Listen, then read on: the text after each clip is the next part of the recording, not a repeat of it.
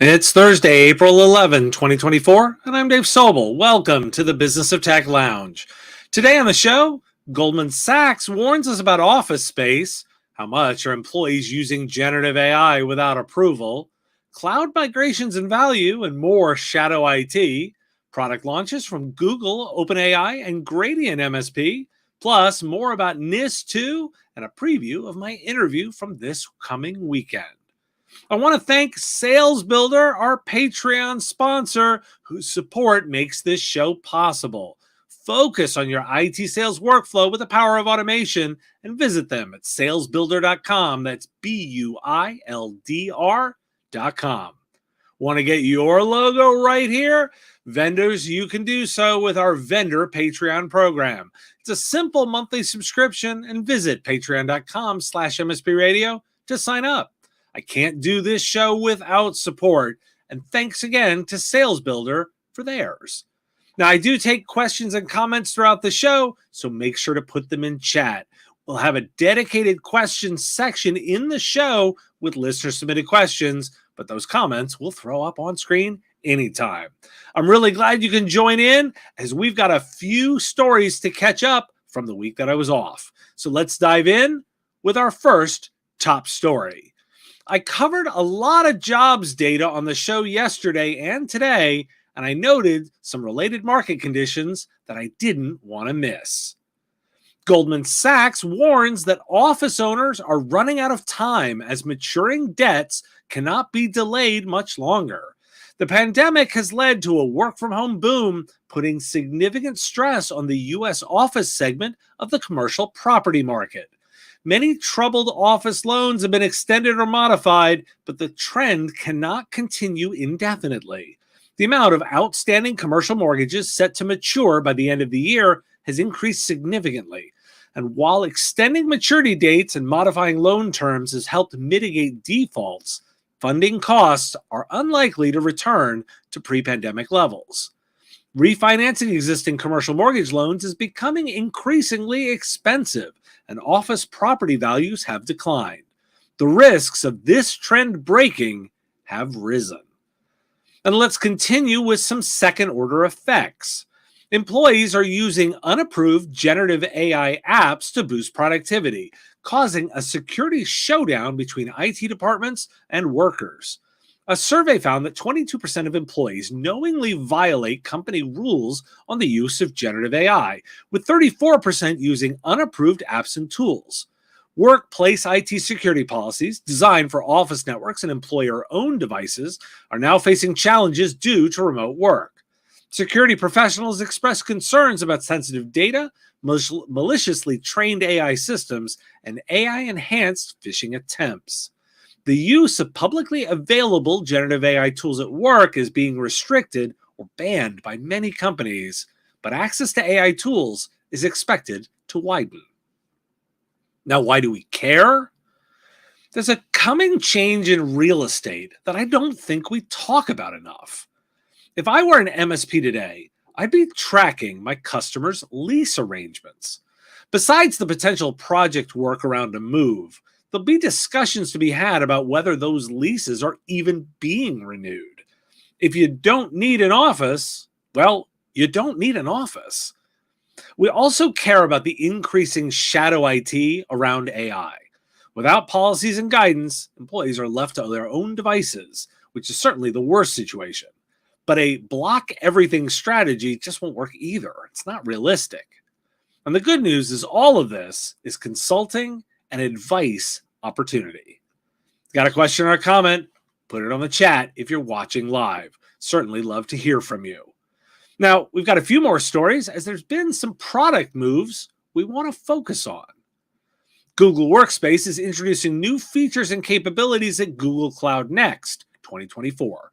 Updates include voice input and prompting in mobile Gmail, tabs feature in Google Docs, tables features in Google Sheets, Gemini for Google Chat with conversation summarization and automatic message translation, and AI meetings and messaging add-on for enterprise. Google also announced an AI security add-on for file protection in Google Drive. Google has integrated Mandiant's security offerings into its AI platform, Gemini, to enhance its security capabilities. The new features include automated security agents that use generative AI to detect and remediate cybersecurity attacks, as well as provide faster investigations. Gemini's AI capabilities are also used to analyze code, summarize findings, and recommend actions for threat detection and prevention. The integration aims to improve the speed and effectiveness of addressing threats and neutralizing risks. OpenAI's ChatGPT Enterprise is experiencing surging demand, with over 600,000 people signed up to use it. Despite competition from other AI companies, OpenAI's COO, Brad Lightcap, believes that this year will see significant adoption of AI in enterprise. OpenAI is also working on content licensing deals and plans to open an office in Tokyo to meet global demand. Gradient MSP has launched Stat Tracker, an AI-powered SaaS product designed to help MSPs track their business and make data-driven decisions.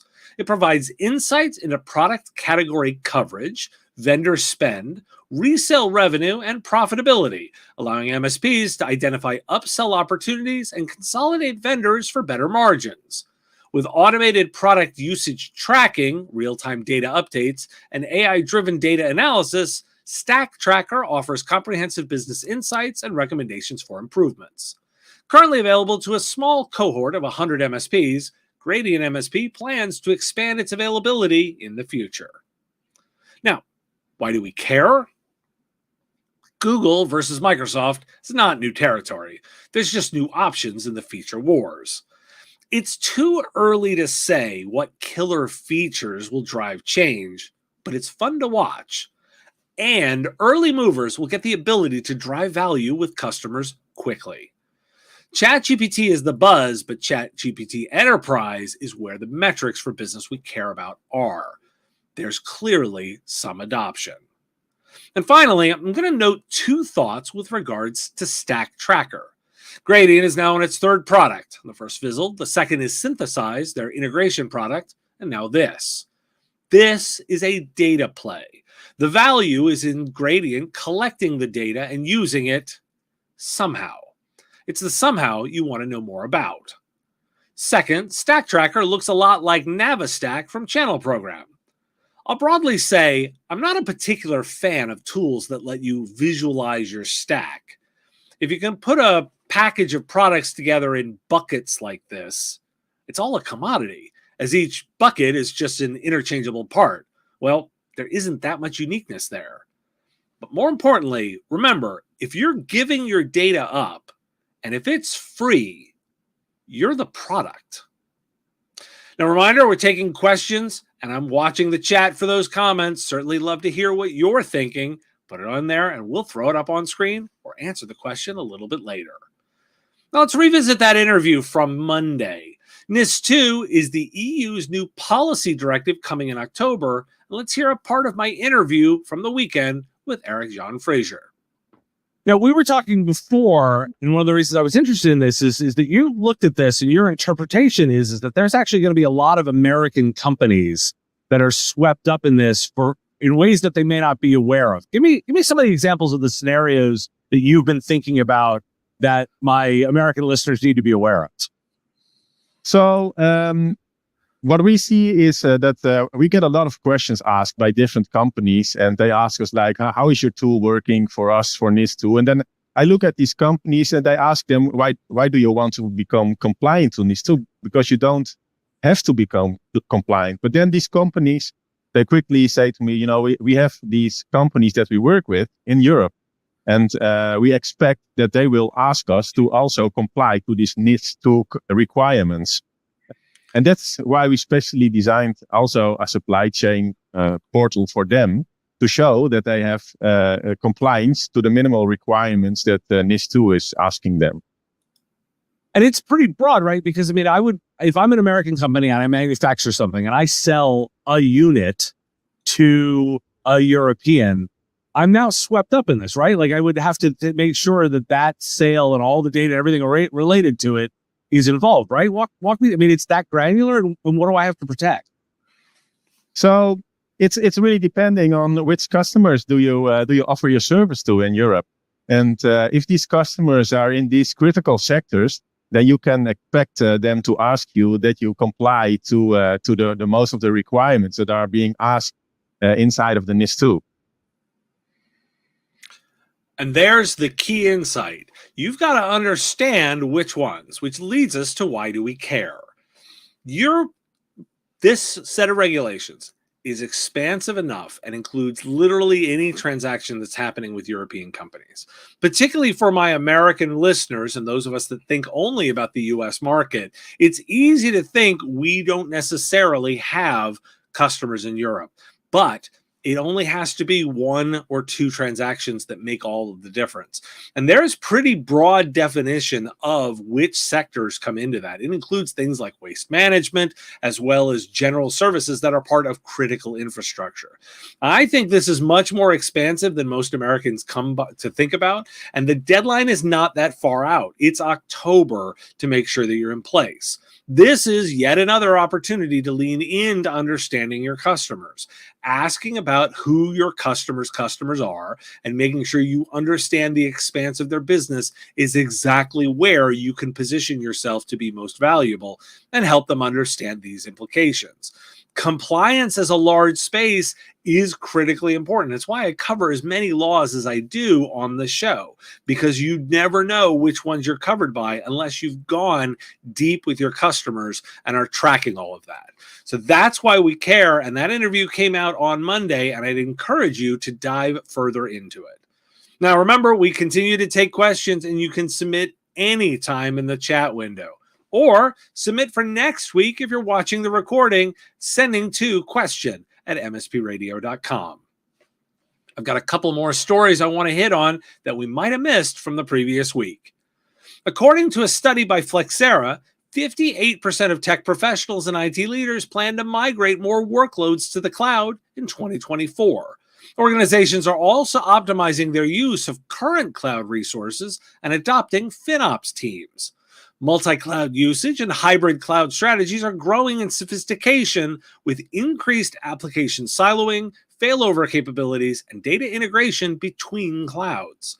The use of public cloud generative AI services is widespread.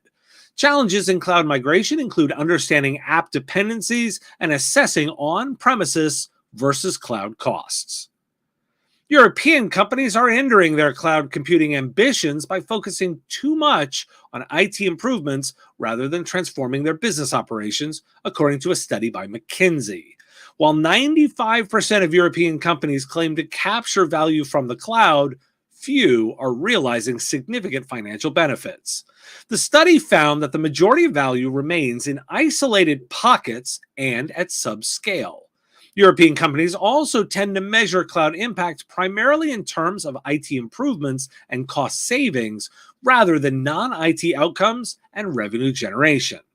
McKinsey suggests that European firms should prioritize higher value cloud use cases and shift their focus toward revenue uplift and cost savings in business operations. The study also highlights that the pace of cloud adoption in Europe is slow, with less than a third of enterprises having 50% of their workloads on the cloud. McKinsey recommends that companies focus on business value, utilize small cross-functional teams, and build sufficient foundations for effective cloud operations. Now, why do we care? Well, it's all about more cloud. I don't want listeners to get hung up on the fact that this data and study focused on Europe. We know the US looks very similar, and this is very much a widespread problem. The key here, the big insight, is revenue generation. It's the holy grail of adoption and where the best focus should be. It's hard, no doubt about that, but it's also not common. A unique value prospect is not your people. It's not your customer service. It's not your technical stack. It's the ability to use technology to drive revenue outcomes. Full stop. Now, make sure to put questions in the chat. This is our coming into our question section, and I do love taking them. Remember, bring your questions live, and you'll get a live response. This is so much fun. And if you don't want to do it and you don't want to show up live, you can always submit them ahead of time. Q&A gives you a chance to get involved with the show. So let's take our first submitted question. Came in via email. What is your take on Mac management within the MSP community? Oh, it's so interesting to dive into this. Now, I've got a huge bias in that I am a Mac user myself. One of the things that I looked into when thinking about this particular question was the strategies that successful organizations take on. Too often, Mac is added as a quick add-on with a hope that an existing team can handle it. And what I found was those organizations that were claiming the best success with implementation had dedicated teams and dedicated process for handling Mac adoption. Remember, 10% of the market broadly is Mac. And what you'll find when you dig into it is often is very high value people within the organization. The next time you go look at some of your customers, look around the rooms and find out which people are the ones that have Macs. They tend to be executives or senior creatives or people in specialized roles. And that translates into high value and high billable rates. Note that not all things do not have to be the same.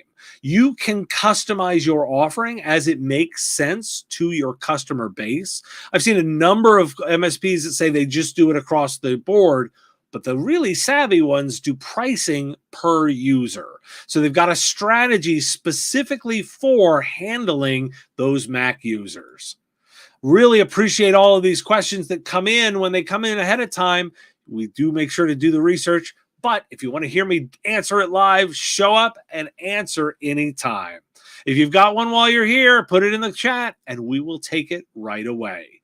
But in lieu of that, I want to thank you all for all your questions. And I want to give you a preview of coming this weekend's interview. Now, this weekend, I will be releasing an interview with John Gillum, who's the founder of Originality.ai. As we think about our policies for AI, how do we build them? What are the parameters? And maybe we should talk to somebody who's been thinking about the detection of AI, and he's got some insights for us. Let's hear part of that upcoming interview. You brought up a really interesting question when we were talking beforehand, and I wanted to bring it to my listeners. What inspired you to focus on the intersection of AI and its potential physical impact on people?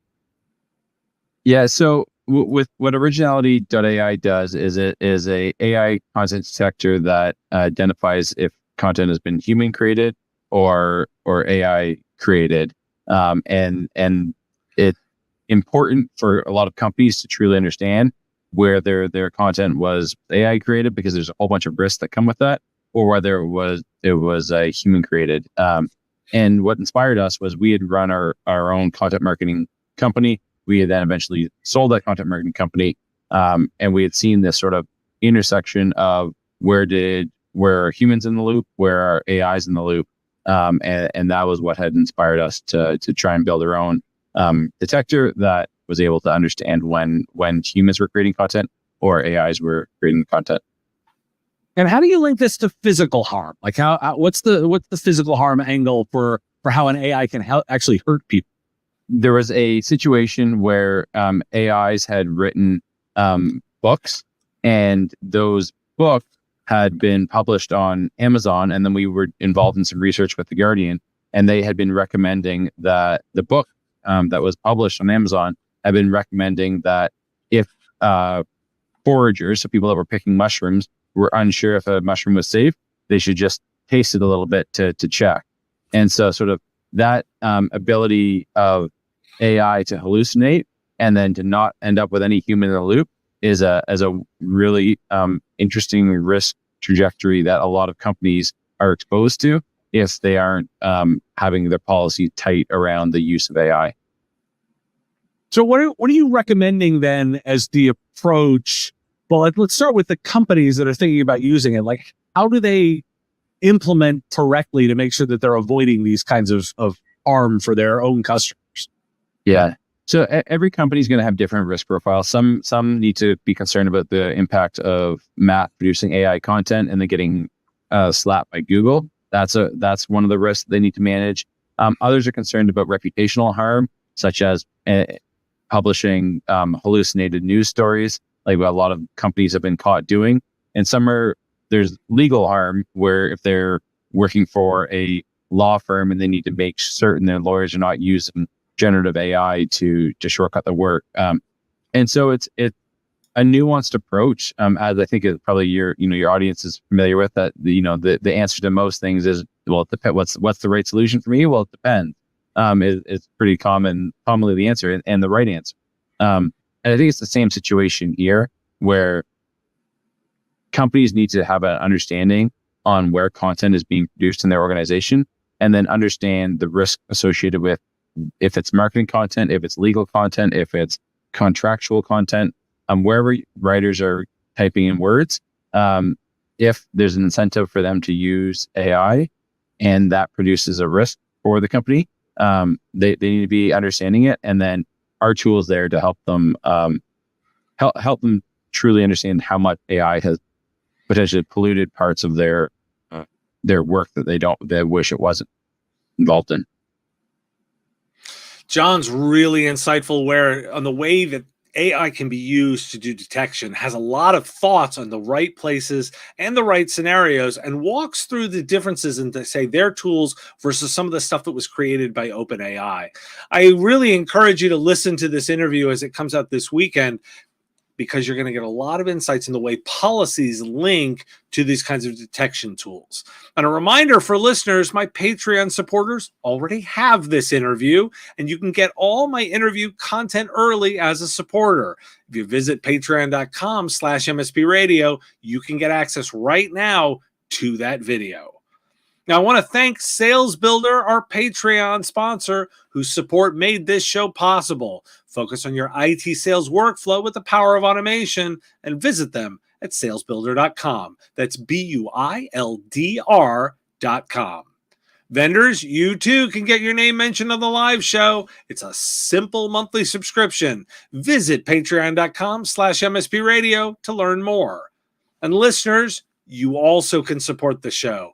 The first thing you can do, like, share, and follow on your favorite platforms. It really helps. It makes a massive difference and goes a very long way to keeping this show on the air. So you can support directly on Patreon with our Give What You Want model. You set what you think the content is worth and continue to support the show. And if you have a question and you're listening to the recording, send it in at question@mspradio.com. You too can have an AI voice if you submit one in via email.